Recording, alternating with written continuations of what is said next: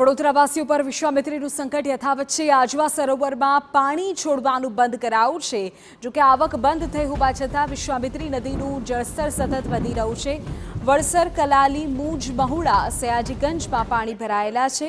વેમાલી અને હરણીમાં પણ પાણીનો ભરાવો છે। એનડીઆરએફ, એસડીઆરએફની વધુ ટીમોની જરૂરિયાત ઊભી થઈ છે। પાણી ઓસરતા હજુ પણ વાર લાગી શકે છે। હરણી મોટનાથ વિસ્તારમાં કૂંટણસમાં પાણી ભરાયેલા છે। તો વડોદરાના અનેક વિસ્તારો એવા છે કે જ્યાં 2 દિવસથી વીજ પુરવઠો ખોરવાયેલો છે। પીવાના પાણી વિના અનેક વિસ્તારમાં લોકો ટળવળી રહ્યા છે। જીવન જરૂરી ચીજવસ્તુઓ ખૂટી રહી હોવાથી લોકો ચિંતિત છે। સલામત વિસ્તારોમાં રહેતા સગા સંબંધીઓ પહોંચી રહ્યા છે, પરંતુ ભરાયેલા પાણીને કારણે મદદ માટે જઈ શકતા નથી। હવે તંત્ર મદદે આવે તેવી અસરગ્રસ્તોની પોકાર છે।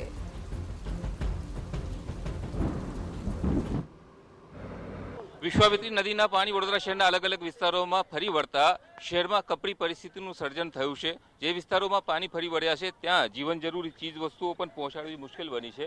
લગભગ કટ ઓફ જેવી સ્થિતિ સર્જાયેલી છે। હડની મોટનાથ વિસ્તાર છે અને ત્યાંની જે સોસાયટીમાં રહેતા લોકો પારાવાર મુશ્કેલીઓનો સામનો કરી રહ્યા છે।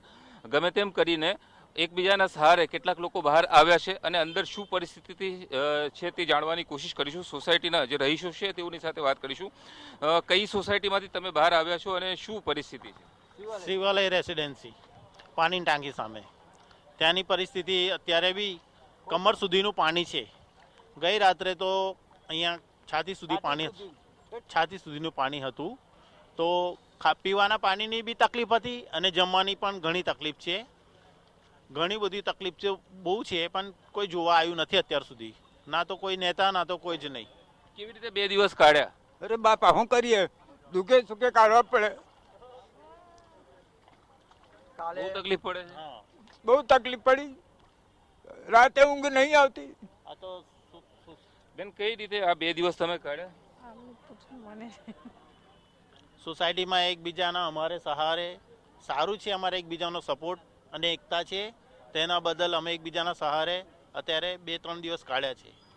અન્ય જે કેટલાક લોકો છે તેઓની સાથે વાત કરીશું। કેટલા લોકો છે, કેટલી સોસાયટીઓ છે? અંદર બહુ જ બધા ફ્લેટ છે। જે મદદ આવી રહી છે, જે બોટ ચાલી રહી છે, એ બોટ ખાલી ટેનામેન્ટ્સમાં આવી રહી છે, ફ્લેટની અંદર નથી આવી રહી। ટ્રેક્ટર પણ આવી રહ્યું છે 1-2, પણ એ મેઇન રોડે જ આવે છે। ફ્લેટ્સની અંદર કોઈ મદદ નહીં। પૂરા ફ્લેટ્સમાં બધા લોકો પાણી વિના એ રહી રહ્યા છે।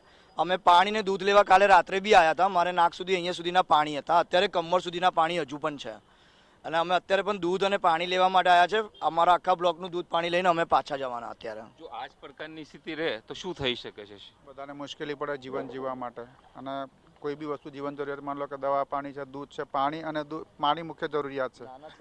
તો પાણી અને કોઈ બી આ બુઝુર્ગ માણસ છે તો ગઈકાલે બી આ લોકો નીકળ્યા હતા। અમે આજે એ લોકોને એ માટે છોડવા નીકળ્યા અને અહીંથી એ લોકો એમના ઘરે જશે અને અમે પાછા દૂધ પાણી લઈને પાછા જઈશું। પણ મુશ્કેલી તો બહુ જ છે। પાણી ઓસરવાનું નામ નહીં લેતું।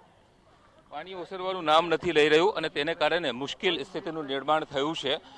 સૌથી વધુ જો કપરી પરિસ્થિતિમાં મુકાઈ શકે છે તે મહિલા અને બાળકો છે, વૃદ્ધો છે। જો કે જે યુવાનો છે અને સ્વસ્થ લોકો છે તેઓ જરૂરથી તેઓને સલામત રીતે બહાર કાઢી રહ્યા છે, પરંતુ તંત્રની જે મદદની જરૂર છે, તંત્રની મદદ આવે તેવી આશ છે। હવે જોવાનું એ છે કે તંત્ર આ વિસ્તારની અંદર મદદ પહોંચાડે છે કેમ કે જો આ જ પ્રકારની સ્થિતિ રહેશે, વિશ્વામિત્રી નદીના પાણી ઓસરે નહીં અને આ જ પ્રકારની જો સ્થિતિ રહેશે તો આગામી કેટલાક કલાકોની અંદર વધુ ગંભીર પરિસ્થિતિ સર્જાઈ શકે છે। કેમેરામેન ઇમરાન શેખ સાથે યુનુસ ગાઝી, TV9, વડોદરા।